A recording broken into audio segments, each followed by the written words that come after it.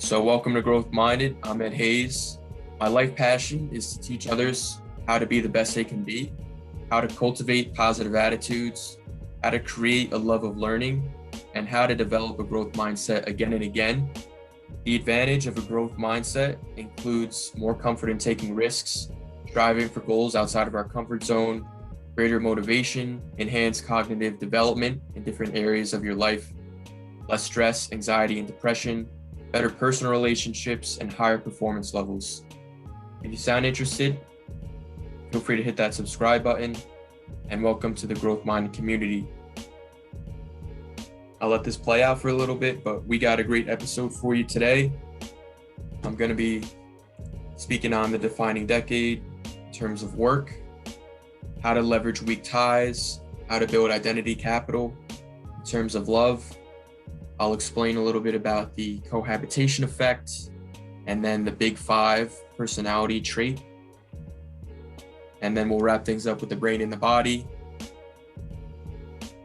Dr. Jay speaks on the growth mindset in this book, so I'm excited to share what I learned from reading more about the growth mindset. Anytime I read about it, it reinforces my mission and my passion to speak on the growth mindset. So I was excited to see Dr. Jay mention this in her book. And then we'll speak on our 20s and how it's a critical period of growth. So let's get started here. So we'll take a look first at work.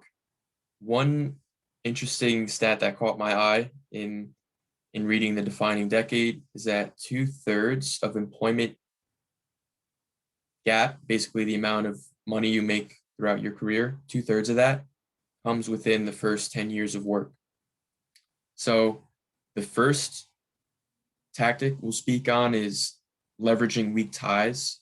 So for those who are not familiar with weak ties or the concept of what weak ties are basically the people outside of our close-knit group of friends. This could be classmates that we talk to once a week. This could be someone in another department at work. This could even be your personal trainer or even your hairstylist. So Dr. Jay argues that weak ties are more important and they're actually more influential in our lives than our core friends. And they can be connections to your first job, your next job, your spouse, and even your kids.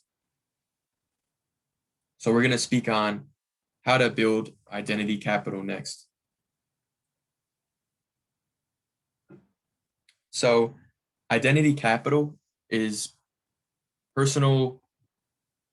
your personal collection of education, your experiences, your resources, and even your network that you assemble over time. And this combination becomes a part of who you are. And Dr. Jay argues that to find experiences, she argues for people to find experiences that help shape your identities, take time to not only commit to things, but also take the time to reflect and explore who you are during your 20s. So for someone in college, for example, building identity capital could be how you volunteer your time outside of your day-to-day classwork, whether it's tutoring or volunteering at different clubs and organizations, coaching, mentoring. There are many ways I believe that you can build your identity capital, especially in college when the resources are basically all at your fingertips.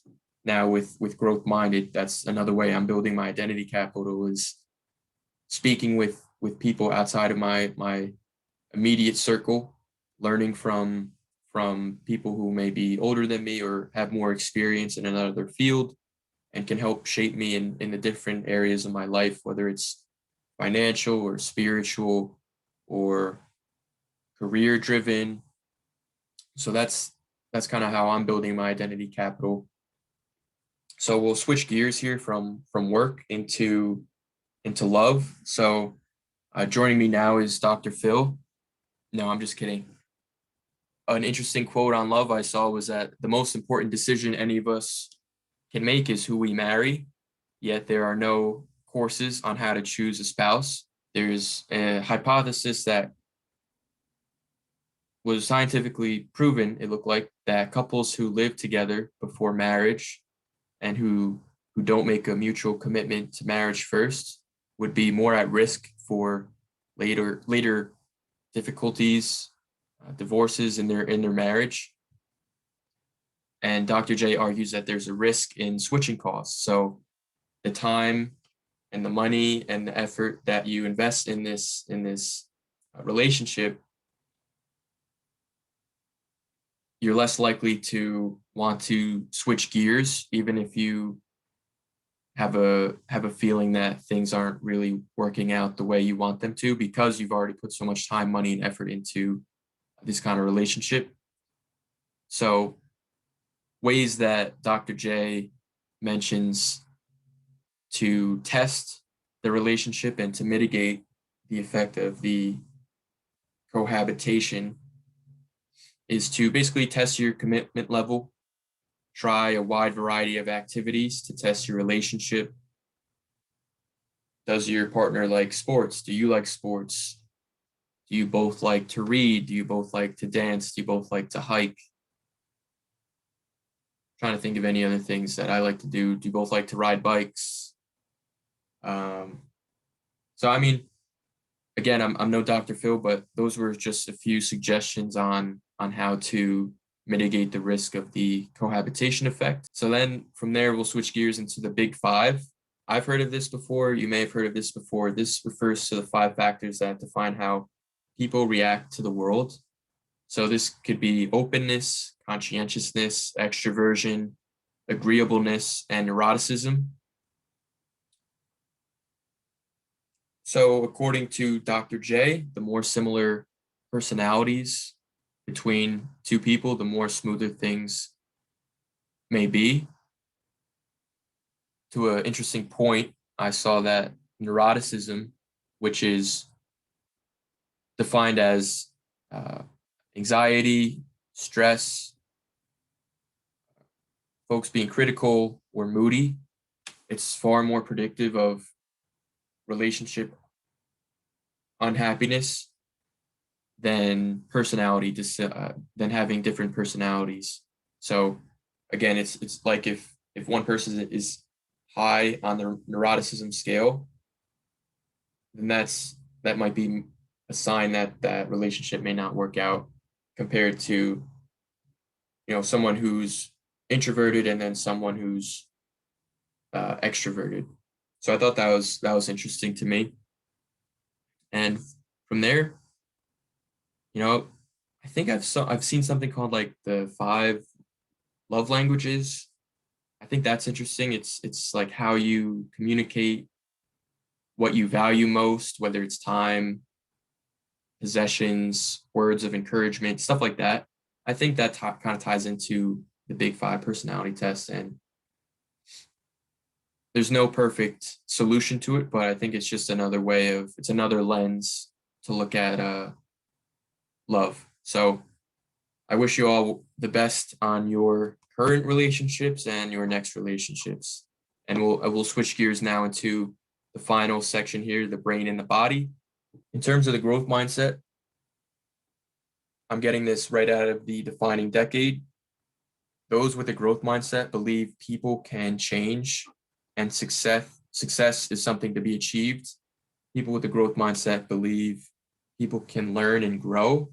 And for growth-minded people, even when they fail, they view it more as an opportunity for improvement and change.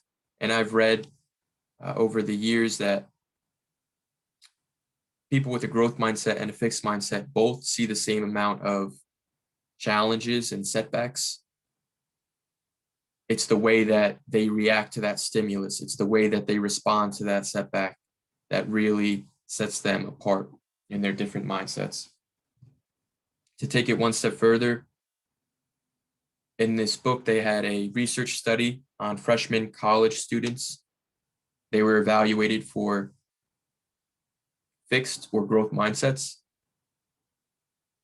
and they were followed for years. They're followed throughout their college years after enrollment.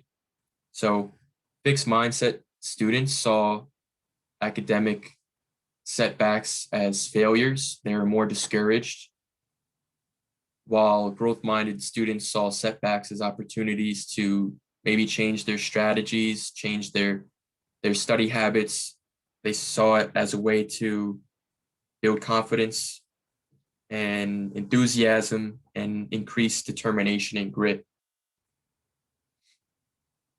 So when the 4 years go by, the fixed-minded students are less confident, while the growth-minded students are more confident, more enthusiastic, and more determined in their endeavors after college. So I have a few examples. I think my favorite one happened recently, and I won't give a metaphor about college, but I will say, even if you're cooking, let's say you like to cook, or even if you're new to cooking, like I tried a steak for the first time, and so I go on YouTube, I try to look up how to grill a steak, and for some reason it says put olive oil on it. I don't know what I was watching. I'm not even sure if that's what maybe I'm just misremembering, but that's what I did. I put a lot of olive oil on the steak and I throw it on the grill. 5 minutes go by and my uncle and I were looking at the grill and it's on fire. It's smoking. And we almost had to call the fire department. I had my hand ready to grab the fire extinguisher. Luckily, we were able to control the fire, control the flames, and no one got hurt. The grill is right by the pool, and we were ready to basically push that thing into the pool if it got too close to the gas tank. And the steak, if you're wondering, turned out to be really charred and really overdone. And that was, that's an example of a failure. Like it's not what I really wanted when I was going into it. I was looking for a medium rare steak, but that's what I got. It was my first time doing it. And, a few weeks go by and I try another steak and I get a medium out of it. And then another few weeks go by and then I get a medium rare steak, something that I was looking for the first time. And it goes back to what I was saying about the difference between someone with a fixed mindset and a growth mindset is how they respond to a certain stimulus. I could have said, hey, I don't think cooking's for me. Or I could have never tried steak again. But the way I responded was in a kind of growth-minded way, trying again, changing my process, my strategy, no more olive oil. And now I can make a good steak. So it wasn't your typical college metaphor, but I'm going to stick to it. And feel free to share your experiences with initial things that you saw as setbacks, but then turned into an opportunity and something good came out of it. Feel free to share that in the comments or within our growth minded pages. So the final piece is that the 20s are a second period of critical growth between ages 1 and 7. That's one period of learning and growth where we have a lot of neurons that help us learn, create habits, and grow, basically develop our character through our habits and our neurons. And now in our 20s, we're having a second, Dr. Jay calls it a capstone, a last critical period where our brains are flooded with new neurons. And it's almost that, we either use it or we lose it. So that's why I wanted to end it on this note, on this note, whether, now is the time to build some of those habits. Now is the time to focus all the energy that you need to set yourself up for an alley-oop that you can look back on years from now and say, hey, I'm glad I invested that time back then, because now I could kick my feet up a little bit. Now I can enjoy the fruits of my labor. So I'll end it on that note.